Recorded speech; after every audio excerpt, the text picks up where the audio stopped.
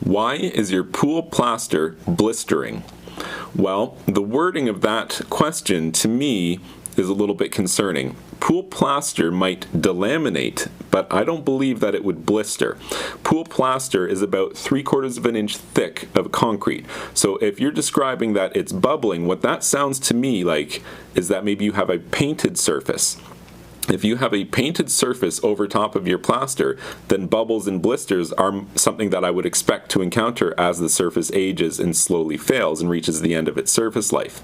So if that's what you have, if you have a interior surface on your concrete pool that seems to be blistering or has these bubbles all over it, it's probably that you had a plaster surface which has been painted at some point during its life, most likely with an epoxy-based paint, and now water is starting to access in different areas through the interior surface finish and get in behind those areas. And if the water gets behind, what will happen is a blister or little bubble pocket will form in the surface, such that you could go and poke it with your finger and you would probably end up breaking the painted surface in that area.